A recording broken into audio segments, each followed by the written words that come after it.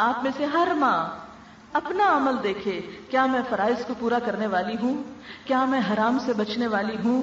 کیا میں خود اللہ تعالیٰ کی اطاعت گزار ہوں؟ اور پھر جب اس کے اپنے عمل میں تبدیلی آئے گی تو وہ بچوں کے لیے ایک اچھی مثال ہوگی. جب ماں کے منہ سے، ماں کی زبان سے گالیوں کی بجائے اللہ کی محبت کی باتیں نکلیں گی، اللہ کے رسول صلی اللہ علیہ وسلم کی محبت کی باتیں نکلیں گی، تو بچہ لاشعوری طور پر ان سب چیزوں کو اختیار کرتا چلا جائے گا. ماں کی گود پہلا مدرسہ ہے. ماں کا درجہ باپ کے مقابلے میں بھی 3 گنا زیادہ ہے. نبی صلی اللہ علیہ وسلم کے پاس ایک شخص آیا اور اس نے پوچھا، یا رسول اللہ صلی اللہ علیہ وسلم، میں سب سے زیادہ اچھا سلوک کس کے ساتھ کروں؟ تو آپ نے فرمایا اپنی ماں کے ساتھ. اس نے پھر پوچھا تو آپ نے فرمایا اپنی ماں کے ساتھ. پھر پوچھا، فرمایا ماں کے ساتھ. کیوں؟ اس لیے کہ ماں جنم بھی دیتی ہے، ماں تربیت بھی کرتی ہے، پالتی بھی ہے، ماں تعلیم بھی دیتی ہے. جنم دیتی ہے، پالتی ہے، تعلیم دیتی ہے. یہ 3 درجے ہیں نا، 3 کام کرتی ہے نا ماں. جب یہ 3 کام کرتی ہے تو باپ کے مقابلے میں 3 درجے زیادہ رکھتی ہے. باپ تو سارا دن باہر کمائی کرنے کو جائے گا، لیکن بچہ تو ماں کی گود میں ہوگا.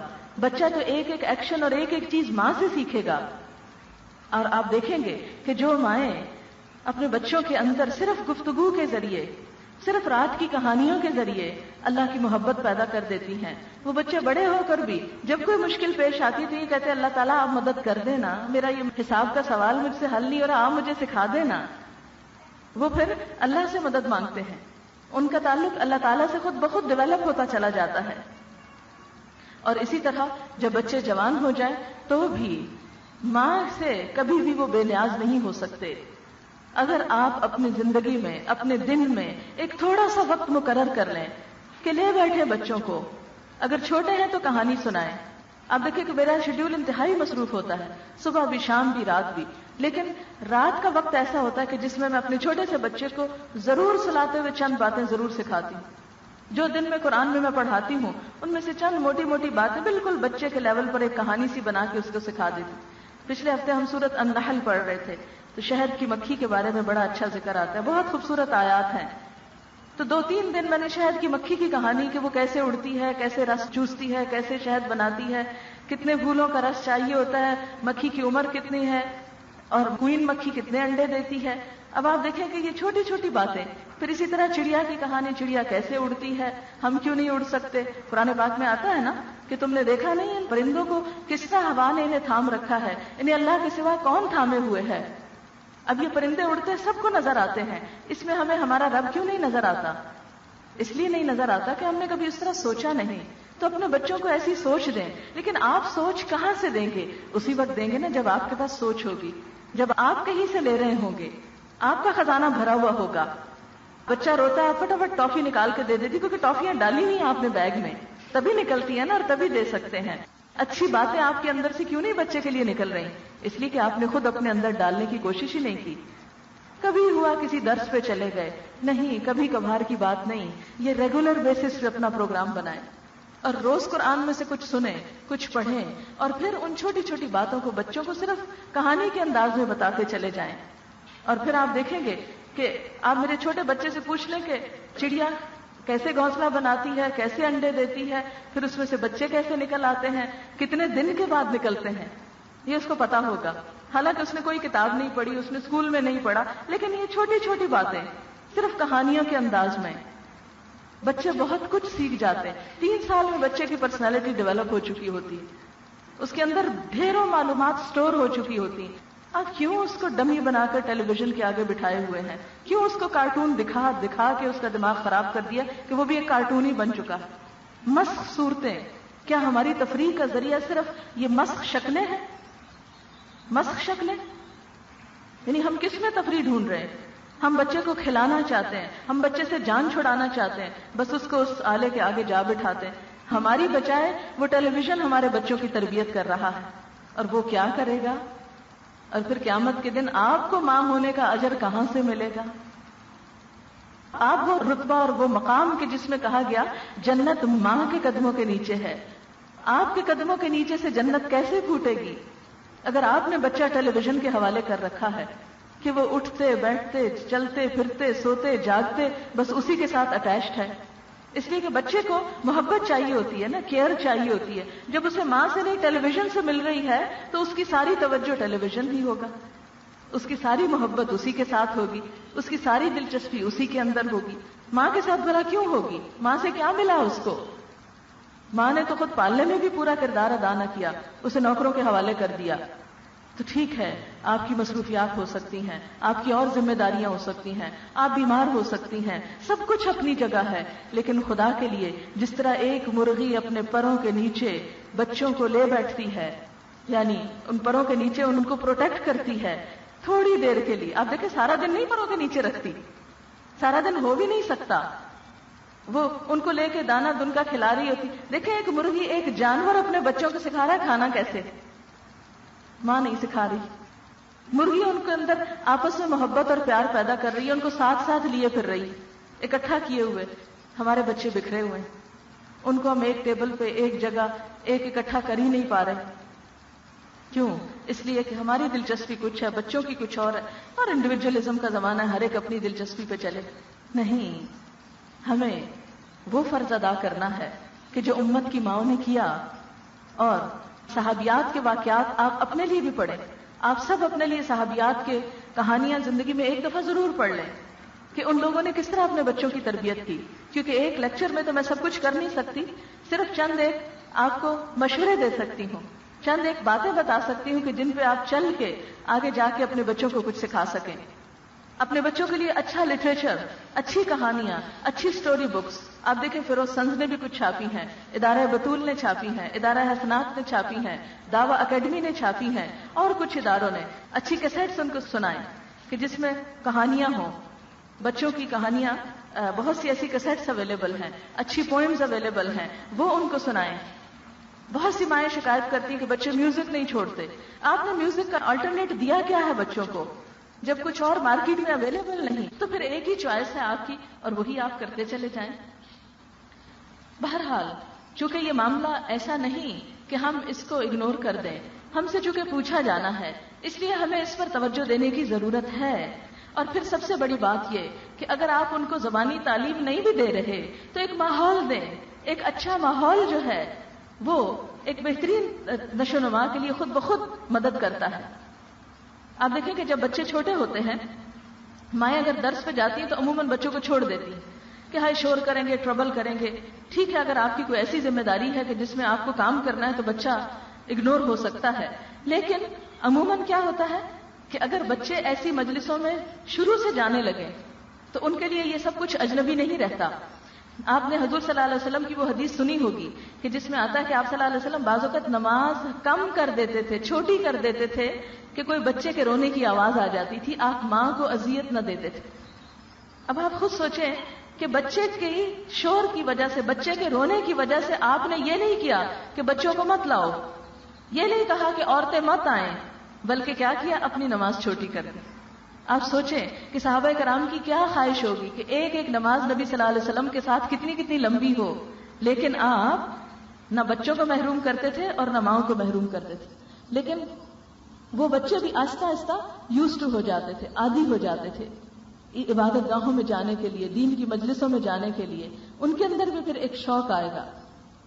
پھر آپ دیکھیں کہ جب اپنے بچوں کو آپ اچھی کمپنی دیں گے، اچھے دوست دیں گے تو آپ کی بہت بڑی ذمہ داری دور ہو جائے گی، ختم ہو جائے گی. لیکن اگر اس کے پاس اچھی کمپنی نہیں تو آپ دیکھیں گے کہ گھر کی ساری تعلیم اس کے اوپر بیکار ہو جائے گی. کوئی ماں یہ نہیں کر سکتی کہ 24 گھنٹے اپنے بچے کو اپنی آنکھ کے سامنے رکھے، اپنی نظر کے سامنے رکھے، یا ہر وقت اس کو لیکچر پہ لاتی رہے، یا ہر وقت اس کے ہاتھ پکڑ کے اس کو اچھا برا سکھاتی رہے. لیکن ایک اچھا ماحول دینا، اچھی تعلیم کے لیے تھوڑا سا وقت نکالنا، اچھا عملی نمونہ اس کے سامنے پیش کرنا، یہ ساری چیزیں مل کر مددگار ہوتی ہیں. اور جب تک ان ساری چیزوں پہ ہم توجہ نہیں دیں گے اس وقت تک مسئلہ حل نہیں ہوگا. تو ہمیں پھر کیا کرنا ہے؟ جیسے کہ اللہ تعالیٰ نے فرمایا قوا انفسکم، اپنے آپ کو بچانا ہے، یعنی خود اپنی دینی تعلیم و تربیت کا اہتمام کرنا ہے. اپنے لیے اچھی کمپنی، اچھی صحبت، اچھے دوست تلاش کرنے ہیں تاکہ ہمارے ایمان کا لیول بڑھے. جب ہمارا ایمان بڑھے گا تو قدرتی طور پر ہمارے سے بچوں میں انرجی ٹرانسفر ہوگی، بچوں کو ایک اچھا ماحول ملے گا، بچوں کو اچھی بات سننے کو ملے گی، اور اس طرح نسلیں ایک ایمان کے سائے تلے پروان چڑھتی چلی جائیں گی. پھر فرمایا یا ایھا الذین کفروا لا تعتذروا اليوم، اے لوگوں جنہوں نے کفر کیا آج معذرتیں پیش نہ کرو، انما تجزون ما کنتم تعملون، تمہیں وہی بدلہ دیا جا رہا ہے جو تم عمل کرتے رہے ہو۔ یہاں پہلے تو اہل ایمان سے خطاب ہے اور پھر انکار کرنے والوں سے خطاب ہے کہ جو لوگ نہیں کرتے وہ ہمیشہ اپنے لیے بہانوں کی ایک لمبی لسٹ رکھتے ہیں، ایسی وجہ تھی، یہ مجبوری تھی، وہ مشکل تھی، یہ پریشانی تھی۔ آپ دیکھیں کہ جب کسی دینی مجلس میں جانے کا وقت ہوتا ہے تو کبھی ہمیں کوئی کام یاد آ جاتا ہے، کبھی مہمان یاد آ جاتے ہیں، کبھی کوئی اور مجبوری، لیکن جب کسی شادی پہ جانا ہوتا ہے، کسی فوتگی پہ جانا ہوتا ہے، کسی اپنی سوشل ضرورت کے لیے جانا ہوتا ہے، بازار جانا ہوتا ہے، ہاسپٹل جانا ہوتا ہے، تو آپ دیکھیں کہ خواہ گھر میں مہمان بیٹھے ہوں، خواہ کچھ بھی ہو، ہم اپنے وہ ساری ذمہ داریاں پوری کر کے آتے ہیں۔ ہم کہتے ہیں جی ہماری سوشل رسپانسبلٹیز ہیں، لیکن کیا دین سوشل رسپانسبلٹیز سے بھی کم درجے کی چیز ہے کہ اس کے لیے ہمارے پاس وقت کوئی نہیں؟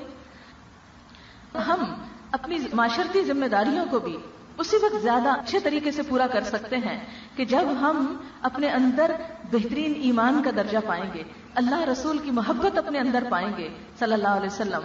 اگر ان کی محبت ہمارے اندر ہوگی تو ہم ہر کام اللہ کی خاطر کریں گے اور پھر اس کام پر اجر بھی پائیں گے انشاءاللہ۔ لیکن جب انسان کے سامنے اللہ کی ذات نہیں ہوتی، وہ جو کام بھی کرتا ہے دکھاوے کے لیے، وہ کام یا کسی پہ احسان جتانے کے لیے یا اپنے کسی مفاد کے لیے۔ لیکن جب اللہ کی ذات بزرگ و برتر بیچ میں آ جاتی ہے تو پھر نہ وہ کسی پہ کوئی اچھا کر کے احسان جتاتا ہے اور نہ ہی وہ کسی کے ساتھ اچھا اس لیے کرتا ہے کہ اس میں اس کا کیا مفاد ہے، اسے کیا مل رہا ہے، اسے کیا حاصل ہو رہا ہے۔ وہ تو کیا چاہتا ہے کہ اس کا رب راضی ہو جائے، اور اللہ تعالیٰ بھی وَلَسَوْفَ يَرْضَىٰ، وہ بھی اس سے راضی ہو جائے گا۔ جب ہم اس کی رضا کی فکر کریں گے تو وہ ہمیں راضی کرے گا۔ رضی اللہ عنہم ورضوا عنہ، وہ اللہ ان سے راضی ہو گیا اور وہ اللہ سے راضی ہو گئے۔ یہ دو طرفہ معاملہ ہوتا ہے نا۔ اگر ہم کوئی کام اللہ کی رضا کے لیے نہیں کر رہے اور ہم چاہتے ہیں کہ اللہ ہمیں سب کچھ ہمیں راضی کر دے، یہ بھلا کیسے ممکن ہے؟ اگر کوئی شخص یہ دیکھنا چاہے کہ اللہ تعالیٰ کی نگاہ میں اس کا مقام کیا ہے، میرا مقام اللہ کی نگاہ میں کیا ہے، تو مجھے یہ دیکھنا چاہیے میرے دل میں اللہ کا کیا مقام ہے، میں اللہ کی بات کو کتنی اہمیت دیتی ہوں، میں اس کو کتنا یاد کرتی ہوں، کیونکہ اللہ تعالیٰ کا فرمان ہے نا، فاذکرونی اذکرکم واشکروا لی ولا تکفرونی، مجھے یاد کرو میں تمہیں یاد کروں گا۔ یہ تو دو طرفہ معاملہ ہے نا، تعلق تو دو طرف سے ہو تو برقرار رہتا ہے۔ محبت وہی ہوتی ہے جہاں دو طرفہ ہو، یک طرفہ محبت کبھی بھی باقی نہیں رہتی، وہ ہوگی اور پھر ختم ہو جائے گی۔ اللہ نے تو ہم سے محبت کی، ہمیں پیدا کیا، ہمیں سارے انعام و اکرام اور نعمتوں سے نوازا، اور اس کے بعد اگر ہم اس کا شکر ادا نہیں کریں گے تو اس کی محبت نو مور، اب مزید اور نہیں آئے گی۔ کیوں؟ اس لیے کہ اب تم باشعور انسان ہو، تم ایک قدم بڑھاؤ وہ 10 قدم ضرور آئے گا، لیکن اگر تمہارا ایک قدم نہیں بڑھے گا تو وہ 10 تمہاری قسمت میں نہیں، پھر وہ کسی اور کی ہے جو ایک بڑھا جائے گا۔ تو اس لیے پیچھے رہنے کی بجائے آگے بڑھیں اور پھر معذرتیں نہ کریں، ایکسکیوزز نہیں، عذر نہیں، بہانے نہیں۔ اللہ کے ہاں کوئی بہانے نہیں چلا کرتے۔ لا تعتذروا اليوم، آج عذر مت پیش کرو۔ اللہ تو دلوں کے حال بھی جانتا ہے، نیتیں بھی جانتا ہے، اس سے تو کوئی چیز چھپی ہوئی نہیں۔ لا تعتذروا اليوم انما تجزون ما کنتم تعملون، تمہیں وہی بدلہ دیا جا رہا ہے جو تم عمل کر کے لائے ہو، جو تمہاری کوششیں تھیں۔ جیسے کسی طالب علم کو جب اس کا پیپر سامنے آتا ہے تو اس کے جو نمبر ہوتے ہیں اس کی ایفرٹ کے مطابق ہوتے ہیں۔ اب وہ اگر عذر کرے، نہیں ٹیچر میں تو بیمار ہو گیا تھا، نہیں ٹیچر میری تو یہ مشکل تھی، یہ مجبوری تھی، میں اس لیے نہیں کر سکا، تو کوئی عذر بہانہ قبول نہیں کیا جاتا۔ نمبر وہی دیے جاتے ہیں جو اس نے وہاں لکھ رکھا ہوتا ہے۔ اسی لیے قیامت کے دن ہر انسان کو جب اس کا نامہ اعمال دیا جائے گا تو اس کے مطابق اس کے گریڈز دیے جائیں گے۔ اور اگر کوئی عذر کرے گا، یار اب یہ دیکھے نا، یہ میری بڑی مجبوری تھی اس لیے میں یہ نماز نہیں پڑھ سکا تھا، بڑی مجبوری تھی اس لیے فلاں تیرے دین کی مجلس میں نہیں جا سکا تھا، تو نے کیوں میرے نمبر کاٹے، آپ کو تو میری مجبوری پتا تھی۔ لا تعتذروا اليوم، نہیں، آج عذر مت پیش کرو۔ اللہ حقیقی معذوریوں کو بھی جانتا ہے اور بہانے کرنے والوں کو بھی جانتا ہے۔ سورۃ التوبہ اگر آپ پڑھیں قرآن پاک کی تو اس میں پتہ چلتا ہے کہ 3 صحابی جنہوں نے جنگ بدر میں بھی حصہ لیا، ساری جنگوں میں حاضر رہے، لیکن جنگ تبوک میں صرف سستی کی وجہ سے نہ جا سکے، سستی اور کچھ نہیں۔ 50 دن تک ان سے بائیکاٹ کیا گیا اللہ کے حکم سے، کوئی نہ بولے ان سے، انہوں نے عین اس نازک موقع پر اسلام کا ساتھ چھوڑ دیا، یہ پیچھے ہٹ گئے. ان کے اس رویے نے دین کو نقصان پہنچایا. 50 دن تک اللہ تعالیٰ کی طرف سے ان کو دنیا میں سزا دی گئی، حتیٰ کہ ان کی بیوی بچے بھی ان سے نہیں بولتے تھے. قرآن پاک میں آیت آتی ہے وَعَلَى الثَّلَاثَةِ الَّذِينَ خُلِّفُوا حَتَّى إِذَا ضَاقَتْ عَلَيْهِمُ الْأَرْضُ بِمَا رَحُبَتْ. اور وہ 3 جو پیچھے رہ گئے تھے ان پہ زمین تنگ ہو گئی، باوجود اس کے کہ وہ بڑی کھلی ہے، تنگ ہو گئی. ظاہر ہے کہ وہ کسی کو قسم دے کے بھی بات کرتے تھے تو کوئی جواب نہیں دیتا تھا. ان اتنی جنگوں میں اتنی قربانیاں کی، اس موقع پہ آ کے سستی دکھا گئے. یہ تو ہمارا امتحان زندگی کے آخری دن تک ہے. ہم اللہ کے ہاں بہانے نہیں کر سکتے صرف اپنی کچھ وجوہات کی بنا پر. اللہ حقیقی معنوں میں جانتا ہے کہ کون کتنا مجبور ہے، وہ اس سے بڑھ کر کوئی نہیں جانتا.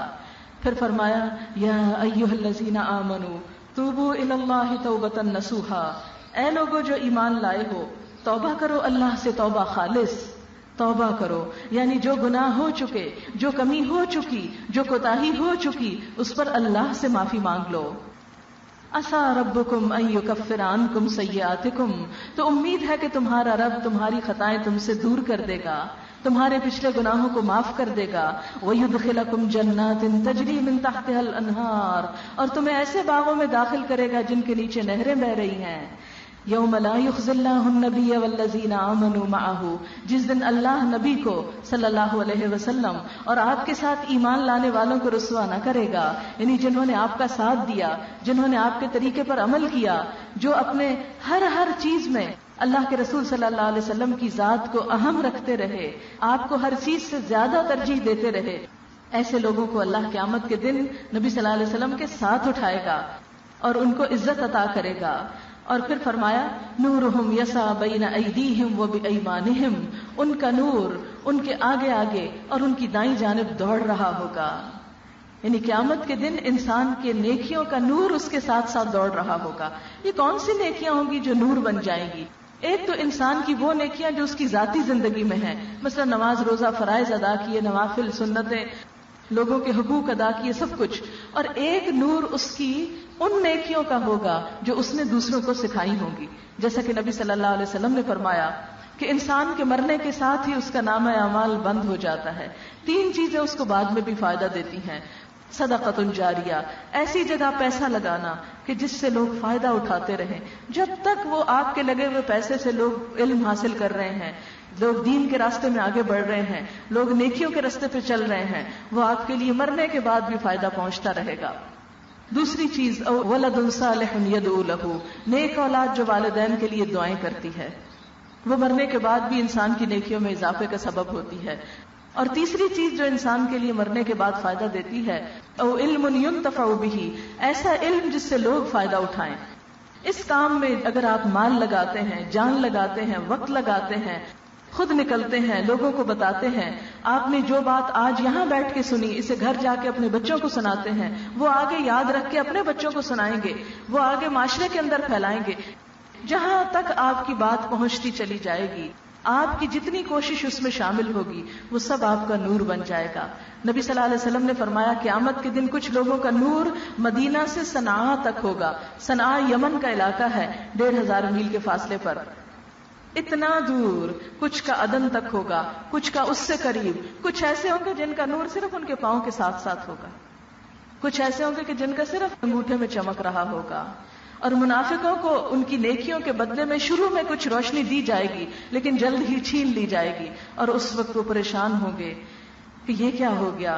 اہل ایمان جب دیکھیں گے کہ منافقوں کا نور واپس لے لیا گیا تو دعائیں کہیں گے ربنا اتمم لنا نورنا، اے ہمارے رب ہمارا نور ہم پہ پورا کر دے، واغفر لنا، اور ہمیں بخش دے. کیونکہ اس وقت انسان کو بخشش ہی سب سے زیادہ پیاری ہوگی. نہ مال، نہ اولاد، نہ جان، ہر چیز پیچھے رہ جائے گی. ہر انسان بخشش کا طلبگار ہوگا. لہذا یہ نور انسان کا، اس کی ذاتی نیکیاں، اس کی اولاد کی دعائیں، اس کی اولاد کی نیکی، اس کے طالب علموں کی نیکی، اور ان کا اس مشن کو لے کے آگے چلنا اور اس راستے میں مال و دولت لگانا، یہ ساری چیزیں مل کر انسان کا نور بڑھا دیں گی. اب یہ ہر ایک کے لیے بزنس اور اس انویسٹمنٹ کے دروازے کھلے ہیں، جو چاہے آگے بڑھے. اور اگر کوئی انسان خود پیچھے رہتا ہے، جیسے نبی صلی اللہ علیہ وسلم نے فرمایا کہ جس کا عمل سست ہوا اس کا نسب اس کو آگے نہ بڑھا سکے گا. لہذا دنیاوی طور پر ہماری کتنی بھی بڑی عزت ہو، کتنی شان و شوکت ہو، کتنا بڑا مقام اللہ نے ہمیں دے رکھا ہو، لیکن اللہ کے ہاں اس کی نہیں، ہماری نیکی کی قیمت ہے، اس کی ویلیو ہے. ورنہ تو بلال حبشی کا کوئی مقام ہی نہ ہوتا. بلال حبشی جن کے پاس کوئی مال نہ تھا، کوئی ان کے والدین نہیں تھے، کوئی ان کے آس پاس بہن بھائی نہیں تھے، کوئی ان کا گھر نہیں تھا، ایک غلام تھے چپٹے ناک والے، سیاہ کالے رنگ کے، لیکن ایمان اور عمل تھا. یاد ہوگی آپ کو وہ حدیث کہ نبی صلی اللہ علیہ وسلم نے پوچھا، بلال تم کیا عمل کرتے ہو کہ میں نے جنت میں تمہارے قدموں کی چاپ اپنے آگے آگے سنی؟ کیا عمل ہے تمہارا؟ بلال حبشی کوئی دنیا کا سٹیٹس نہیں، نہ شکل ہے، نہ کوئی مال ہے، نہ خاندان ہے، نہ دنیا کا کوئی عہدہ اور رتبہ ہے، لیکن جنت میں آگے آگے آگے آگے. کس چیز سے؟ عمل سے، عمل سے. اور آج ہم عمل ہی میں سب سے پیچھے چلے گئے، اور ہماری ساری بھاگ دوڑ کن چیزوں کے پیچھے ہے؟ ہم میں سے ہر شخص جانتا ہے، مجھے اس کو کہنے کی اور تنقید کرنے کی ضرورت ہی نہیں.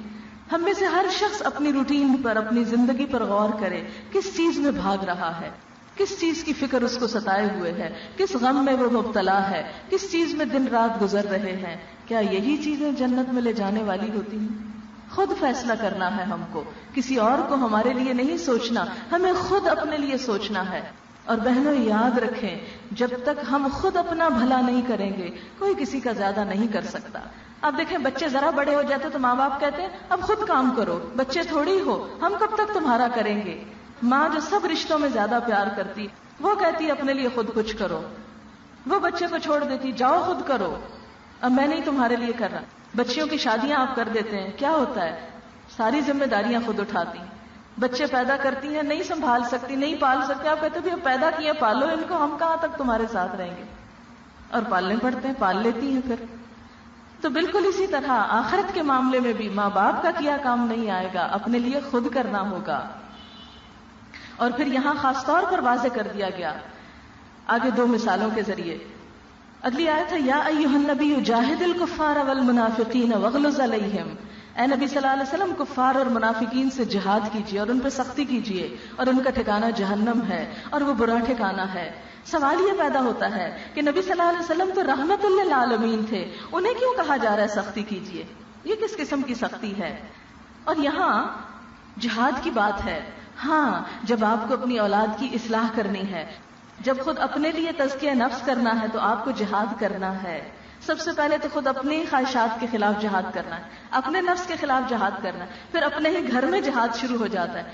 آپ دین کے لیے نکلنا چاہتے ہیں، بچے آپ کے پاؤں پکڑ لیتے ہیں، شوہر آپ کا رستہ بند کر دیتے ہیں، کوئی اور رشتہ دار آپ پہ باتیں بنانا شروع کر دیتے ہیں، اور سارا نقشہ الٹ پلٹ ہو کے رہ جاتا ہے. پھر آپ پریشان ہوتے ہیں اور آپ سوچتے نہیں یہ میں نہیں کر سکتی، وہ لوگ تو پتہ نہیں سپر ہیومن ہیں جو یہ سب کام کرتے ہیں، میں نہیں کر سکتی. نہیں، آپ کر سکتی ہیں. عورت جب ایک ارادہ کر لیتی ہے، نیت کر لیتی ہے، کوشش کرتی ہے تو بہت کچھ کر جاتی ہے. اور اس میں آپ حضرت آسیہ کی مثال دیکھیں گے کہ جو فرعون جیسے ظالم و جابر بادشاہ کی بیوی تھی، جو اپنے آپ کو خدا کہتا تھا، انا ربکم الاعلی، میں ہوں تمہارا رب اعلی، اس کی بیوی. اور دنیاوی اعتبار سے بھی انتہائی شان و شوکت. اگر آپ کے پاس ایک میگزین ہے نیشنل جیوگرافک، اگر وہ آتا ہو تو اس میں مجھے ایشو کا یاد نہیں، اس میں فرعون کی جو تہذیب ہے اور کلچر اور ان کا جو ترقی کا طریقہ تھا اور جو پینٹنگز اور آرٹ اور کلچر، اس کے کچھ جھلکیاں میں نے دیکھی تھی اور بہت زبردست قسم کی. آپ دنیا کے کسی میوزیم میں چلے جائیں، آپ کو فرعونی تہذیب وہاں پر پھیلی ہوئی نظر آئے گی. اور فرعون کو بھی موسیٰ علیہ السلام کے آنے پر یہی پریشانی ہوئی تھی کہ یہ تمہارا کلچر تباہ کر دیں گے، یہ تمہارا آرٹ اور ان سب چیزوں کا خاتمہ کر دیں گے. تو بہرحال حضرت آسیہ اس گھر میں ایمان لائی تھی. فرعون نے ان کے ہاتھوں میں کیل ٹھکوا دیے تھے. کہتی ہیں رب ابن لی عندک بیتا فی الجنہ، اے رب مجھے تیرے پاس جنت میں گھر چاہیے. نجنی من فرعون، یا اللہ اس فرعون سے نجات دے کہ جو اتنا ظالم تھا. فرعون ذو الاوتاد، کیلوں والا، جس کی دشمنی ہوتی اسے کیل ٹھونک کے دیواروں میں گاڑ دیا کرتا تھا. سب سے پہلے صلیب پہ چڑھانے کا کام بھی اسی نے شروع کیا تھا. تو اس نے کیا کیا؟ حضرت آسیہ نے سرنڈر نہیں کیا. یہ نہیں کہا کہ ہاں ٹھیک ہے تم مجھے کلمہ نہیں پڑھنے دیتے تو میں نہیں پڑھتی. اس نے کہا رب ابن لی عندک بیتا فی الجنہ، اے رب مجھے جنت میں اپنے پاس گھر دے دے. فرعون مجھے ذلیل و رسوا کر رہا ہے، مجھے یہ دنیا کے محلات نہیں چاہیے، مجھے تیرے پاس جنت میں گھر چاہیے. کتنی عقل مند خاتون تھی. چلا گیا نا فرعون بھی، اور چلی گئی حضرت آسیہ بھی. وہ کہاں ہے اور وہ کہاں ہے؟ وہ رب کے دیے ہوئے عزت کے ٹھکانوں میں، اور فرعون ذلت میں عبرت کا نمونہ بنا ہوا ہے. کتنا بڑا فرق ہو گیا. ایک شوہر اور بیوی، ایک گھر میں رہنے والے، ایک ساتھ رہنے والے، جن کی دلچسپیاں ایک، جن کا سب کچھ ہے، لیکن ایمان نے ایک کے دل کو تڑپا دیا اور وہ ایمان کے ساتھ ایک اور راستے پہ چل نکلی. لہذا یہ راستہ جد و جہد مانگتا ہے، قربانی مانگتا ہے. اسی لیے فرمایا یا ایھا النبی جاہد الکفار، اے نبی صلی اللہ علیہ وسلم کفار سے جہاد کیجئے، جد و جہد کیجئے، اور اگر مشکل پڑے وغلظ علیہم، سختی بھی کیجئے. ابتدا میں سختی نہیں ہے، لیکن جب راستہ دشوار ہونے لگے، ایک ہاتھ پر ایمان ہو اور ایک پر انگارہ، یعنی ایمان کا مطلب ہے ایک انگارہ، تو پھر اس انگارے کو پکڑنے میں اگرچہ وقت دقت ہو لیکن اس کے بغیر تو جہنم ہے. وہ ایک انگارہ ہے نا، اور دوسری طرف بھڑکتی جہنم. بہت سے لوگ کہتے ہیں بڑی مشکل ہے دنیا کے حالات، یہاں دین پہ چلنا بڑا مشکل. ہاں واقعی مشکل ہے، اس میں کوئی شک نہیں، لیکن اللہ تعالیٰ آسانی بھی کر دیتا ہے. وہ کیسے؟ جب آپ شروع میں دھوپ میں نکلتے ہیں نا تو بڑی دھوپ لگتی ہے، تھوڑی دیر کے بعد کیا ہوتا ہے؟ عادی ہونے لگتے ہیں گرمی کی. آپ صلی اللہ علیہ وسلم نے پیشن گوئی کی تھی، ایک وقت آئے گا کہ جب ایمان پہ باقی رہنا اتنا مشکل ہوگا جیسے ہاتھ پہ انگارہ رکھنا. اب معلوم نہیں یہ آج کا دور ہے یا اس کے بعد کوئی اور آئے گا. اگر وہ آج کا بھی ہو تو بھی آپ دیکھیں کہ ایک انگارہ پھر بھی آسان ہے رکھنا بنسبت اس جہنم کی 70 گنا زیادہ تیز آگ میں جلنا، جس سے اللہ تعالیٰ بچنے کا کہہ رہے ہیں کہ بچاؤ اپنے آپ کو، ادھر نہ چلے جانا. خواہ کتنی ہی مشکل کیوں نہ ہو، کتنی ہی تکلیف کیوں نہ ہو.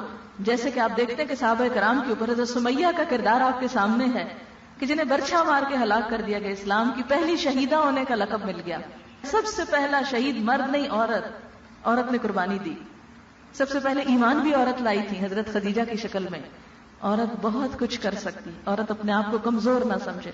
عورت کے پاس بہت بڑا خزانہ اس کی اولاد ہے کہ جن کی اچھی تعلیم و تربیت کرے. عورت کو اگر گھر سے ایک قدم نکالنے کی اجازت نہیں تو نہ نکالے، گھر بیٹھ جائے. اگر باہر جا کے درس نہیں دے سکتی تو بچوں کو دے سکتی، اپنے ہی بچوں کو سکھا سکتی، اپنے ہی ہمسایوں کو سکھا سکتی. کہیں اللہ نے آپ کے اوپر کوئی جبر نہیں کیا، آپ کو محروم نہیں رکھا. اور پھر کیا فرمایا؟ وَمَأْوَاهُمْ جَهَنَّمْ، یہ کافر جو یہ راستے روکتے ہیں تمہارے، ان کا ٹھکانہ تو جہنم ہے. وَبِئْسَ الْمَصِيرُ، اور وہ بدترین ٹھکانہ ہے. پھر اللہ تعالیٰ کافروں کے لیے ایک مثال بیان کرتا ہے نوح علیہ السلام اور لوط علیہ السلام کی بیویوں کی. کیا مثال ہے؟ کانتا تحت عبدین من عبادنا صالحین، وہ دونوں ہمارے نیک بندوں کی بیویاں تھیں، پیغمبروں کی بیویاں. نوح علیہ السلام نے 950 سال تبلیغ کی تھی، اتنے چہتے پیغمبر تھے. انہ کان عبدا شکورا، اللہ تعالیٰ انہیں عبدا شکور کہتے ہیں، بڑا شکر گزار بندہ تھا ہمارا، قابل تعریف بندہ تھا. لیکن جب ان کی بیوی ان کے رستے پر نہ چلی تو کیا ہوا؟ فخانتاہما، جب خیانت کی اس نے. اور دوسری طرف لوط علیہ السلام کی بیوی نے کہ جب قوم کو عذاب کا حکم ہوا اور حضرت لوط کو کہا کہ اپنے گھر والوں کو لے کے نکل چلو، اور حکم ہوا کہ پیچھے نہ مڑ کے دیکھنا، تو جو ہی حضرت لوط علیہ السلام اپنے اہل و عیال کو لے کے چلے اور پیچھے قوم پہ زلزلہ آیا تو ان کی بیوی نے پیچھے مڑ کے دیکھ لیا، خیانت کر دی، بات میں حکم نہیں مانا. کیا ہوا؟ کانت من الغابرین، پیچھے رہنے والوں میں شامل ہو گئی. پیغمبروں کی بیویاں، بہنوں یاد رکھیں، ہمارے شوہر کتنے بھی نیک ہوں، کتنے بھی اعلیٰ درجے کے مسلمان ہوں، اگر ہم نے اپنے لیے کچھ نہ کیا تو ان کی نیکی ہمارے کام نہیں آئے گی. جیسے پیغمبروں کی نیکی، پیغمبروں کی پیغمبری ان کے اپنے گھر والوں کے کام نہیں آئی. کتنی واضح آیت ہے. نوح علیہ السلام اور لوط علیہ السلام کی بیویوں کی مثال. فَلَمْ يُغْنِيَا عَنْهُمَا مِنَ اللَّهِ شَيْئًا، وہ انہیں اللہ کے عذاب سے کچھ کام نہ آ سکے، کچھ بھی نہ بچا سکے۔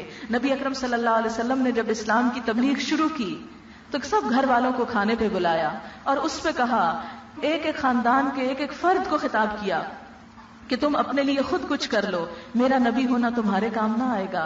اپنی بیٹی حضرت فاطمہ کو فرمایا کہ اے بیٹی فاطمہ، اپنے لیے خود کچھ کر لو، میرا نبی ہونا کچھ کام نہ آئے گا، دنیا کے مال میں سے جو مانگتی ہو وہ میں تمہیں دیتا ہوں، لیکن عمل اپنے لیے خود کرنا ہوگا۔ اے پھپھی صفیہ، تم اپنے لیے خود کچھ کرو، میرا نبی ہونا تمہارے کام نہ آئے گا۔ نبی صلی اللہ علیہ وسلم تو اپنی پھپھی اور اپنی بیٹی کو یہ حکم دے رہے ہیں، اور ہم اتنے دور بیٹھ کے اس امید پہ جی رہے ہیں کہ عمل نہیں بھی کریں گے تو چونکہ آپ کی امت ہے اس لیے نکل جائیں گے۔ یہ بالکل وہی کام کریں جو یہود نے کہا تھا، وَقَالُوا لَن تَمَسَّنَا النَّارُ إِلَّا أَيَّامًا مَّعْدُودَةً، کہ ہم تو پیغمبروں کی اولاد ہیں، نحن ابناء اللہ وَأَحِبَّاؤُهُ، ان کے بیٹے ہیں اور ان کی اولاد ہیں، اللہ کے بیٹے اور اللہ کی اولاد، لہٰذا اس کے لاڈلے اور چہیتے ہیں، ہمیں نہیں عذاب پکڑے گا۔ ہم بھی یہ کہتے ہیں، یہ ساری باتیں یہ تو کافر و منافقوں کے لیے، ہم تو نیک مسلمان ہیں، ہمارے لیے تو کچھ بھی نہیں۔ ہم جیسوں ہی کو اللہ تعالیٰ فرما رہے ہیں، یا ایھا الذین آمنوا قوا انفسکم واہلیکم نارا، بچا لو اپنے آپ کو اور اپنے گھر والوں کو آگ سے۔ اور جب ان پہ عذاب آیا فرمایا قیل ادخلوا النار مع الداخلین، آگ میں جانے والوں کے ساتھ تم دونوں بھی چلی جاؤ۔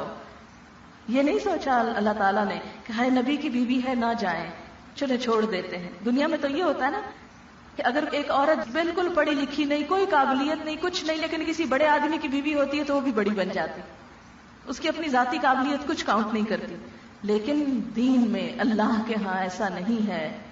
من عمل صالحا من ذکر او انثی، جو اچھا کام کرے گا، مرد ہوگا یا عورت ہوگی، تو ہر ایک کو اپنا بدلہ دیکھنا ہوگا، ایک دوسرے کے کام نہ آئیں گے۔ اور پھر کیا فرمایا؟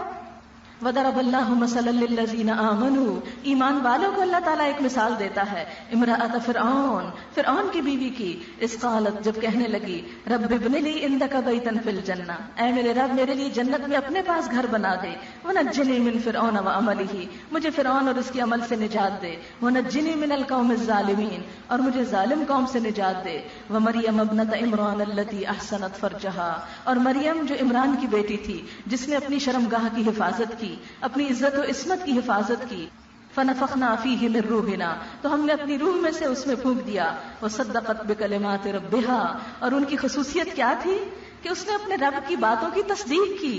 ایک عورت کا کردار بتایا جا رہا ہے کہ عورت کو کیا کرنا ہے، خود اپنے رب کی باتوں کو ماننا ہے، صرف اس کے شوہر کے فرائض ادا کرنے سے بات نہیں بنے گی۔ وکتبہ، اور حضرت مریم نے اپنے رب کی کتابوں کی تصدیق کی تھی۔ وکانت من القانتین، اور وہ فرما بردار لوگوں میں سے تھیں۔ قانتین، قنوت دوام اطاعت کے لیے ہوتا ہے، ہمیشہ اطاعت کرتی رہی، کبھی نافرمانی نہیں کی۔ تو ایک اچھی عورت کی خوبیاں ان آیات میں اللہ تعالیٰ نے واضح کر کے بتا دی کہ شرم و عزت کی حفاظت، اللہ کی کتابوں کی حفاظت اور اس کی تصدیق، اور اسی طرح اس کی باتوں کے اوپر عمل کرنا اور اللہ کی اطاعت کرتے چلے جانا۔ تو بہنوں، ہم سب پر ذمہ داری ہے۔ تو آج کے اس درس کا، اس ملاقات کا خلاصہ کیا ہے؟ کیا میسج اس قرآن کے حوالے سے مجھے آپ کو کنوے کرنا تھا؟ وہ میسج دو چیزوں پر مشتمل ہے۔ ایک تو یہ کہ عورت ہونے کی حیثیت سے اپنی ذمہ داری کو ہمیں پہچاننا ہے، اور بہترین عورتوں کے جو اسوہ حسنہ ہے اس کو فالو کرنا ہے، صحابیات کی سیرت کا مطالعہ کرنا ہے، اس میں اپنی عملی زندگی کے لیے نمونے ڈھونڈنے ہیں، اور بہترین طریقے پر اپنی اولاد کی بھی ذمہ داری نبھانی ہے، ان کی بھی تربیت کی فکر کرنی ہے، صرف اپنے آپ کو نہیں، اپنے بال بچوں کو بھی آگ سے بچانا ہے۔ اور اس کام کے لیے ضروری ہے کہ ہمیں طریقہ آتا ہو، ہمارے اپنے اندر انرجی ہو، ہمارا اپنا علم روز بروز بڑھتا چلا جائے۔ اس کے لیے جہاں کہیں آپ کو کوئی دینی مجلس ملے، آپ اس میں باقاعدہ شریک ہوں، اور اگر آپ کے لیے پاسبل نہ ہو تو جو کیسٹس اویلیبل ہیں قرآن پاک کے ترجمے اور تفسیر کی، رمضان المبارک میں ہم نے ہر روز ایک سپارہ 2 گھنٹوں میں ترجمہ کیا اور اس کی تھوڑی تھوڑی تفسیر کی، وہ کیسٹوں کے سیٹ بھی موجود ہیں، اور اس میں آپ اپنے لیے ایک پروگرام بنا سکتے ہیں کہ آپ ایک سیٹ لیں، مثلا چند کیسٹس لیں، ایک وقت مقرر کریں، اپنے بچوں کو لے بیٹھیں، جیسے ینگسٹر جو ہیں، اور خود بھی بیٹھیں، اور آدھے گھنٹے کے لیے 15 منٹ کے لیے صرف انہیں کہیں کہ صرف 15 منٹ، ہم سمجھیں گے ہم روزہ ہی رکھ رہے ہیں 15 منٹ کا چپ کا، اور 15 منٹ کے لیے ایک وقت مقرر کر کے، جیسے نبی صلی اللہ علیہ وسلم عصر کے بعد آپ نے ازواج مطہرات کے لیے وقت مقرر کیا ہوا تھا، ان کو تعلیم دیتے تھے. پھر ازواج مطہرات میں سے حضرت عائشہ رضی اللہ تعالیٰ عنہ 48 ایئرز تک لوگوں کو تعلیم دیتی رہی. اس میں مرد بھی شامل تھے، عورتیں بھی شامل تھیں. تو آپ بھی کیا کریں، اپنے بیٹوں کو، بیٹیوں کو، بچوں کو، اپنے رشتہ داروں کو، گلی محلے والوں کو لے کر بیٹھیں. اگر کوئی درس دینے والا نہیں ملتا، کیسٹ کو آن کریں، بیٹھیں، سنیں، اس میں سے نوٹ کریں، عمل کی باتیں الگ کریں، اور اس انرجی کے ساتھ، ایمان کے ساتھ، علم کے ساتھ اس میدان پر قدم رکھتے چلے جائیں. آپ انشاءاللہ جب کچھ عرصہ مسلسل سنیں گے تو خود اپنی روح کے اندر، دل کے اندر، سوچ کے اندر ایک پازیٹیو چینج فیل کریں گے. اور اس کے بعد یہ ہے کہ آپ کا خود بخود دل چاہے گا کہ آپ اس پیغام کو ہر ایک تک پہنچائیں، اور انشاءاللہ آپ کے اندر بھی صلاحیت پیدا ہوگی کہ آپ اس پیغام کو دوسروں تک بھی پھر پہنچا سکیں گے. آپ دیکھیں کہ دنیا آخرت کا دوسرا حصہ ہے. آخرت میں انسان کی خوشی، خوشحالی، کامیابی کا انحصار اس دنیا کی کامیابی پر. کامیابی کا مطلب صرف مالدار ہونا نہیں ہے، کامیابی کا مطلب دنیا کی بڑی ڈگری لینا نہیں ہے. دنیا میں ایک اچھے انسان کی طرح زندگی بسر کرنا ہے، جس میں آپ کا اپنا دل بھی پرسکون اور خوش ہو، مطمئن ہو، اور آپ دوسروں کے لیے بھی خوشیاں بانٹنے والے ہوں. جب آپ دنیا کو جنت بنائیں گے تو انشاءاللہ آخرت میں بھی جنت ہی پائیں گے. لیکن اگر ہم دنیا میں فساد بڑھاتے رہے، اپنی زبان سے، اپنے عمل سے لوگوں کو ستا کر، اور کب ستاتا ہے کوئی دوسرے کو؟ جب وہ خود ستایا ہوا ہوتا ہے. عموماً ریئیکشن میں ستاتا ہے. تو ہم کیوں ستائے ہوئے ہیں؟ اس لیے کہ ہمارا اللہ سے تعلق کم ہے. تو ہم اللہ تعالیٰ سے تعلق اس کی کتاب کے ذریعے مضبوط کریں، ڈیولپ کریں، اور پھر اپنے اندر جب کنٹینٹمنٹ پائیں گے، پیس، اطمینان، سکون، ہنگاموں میں، سب شر اور فساد کی اس دنیا میں جب آپ کا اندر مطمئن ہو جائے گا تو آپ کی ذات سے خود بخود دوسروں کو خوشی ملنا شروع ہو جائے گی. میری دعا ہے کہ اللہ تعالیٰ ہم سب کی مدد فرمائے. وآخر دعوانا الحمدللہ رب العالمین. سبحانک اللہم و بحمدک، نشہد ان لا الہ الا انت، نستغفرک و نتوب الیک. والسلام علیکم ورحمۃ اللہ وبرکاتہ.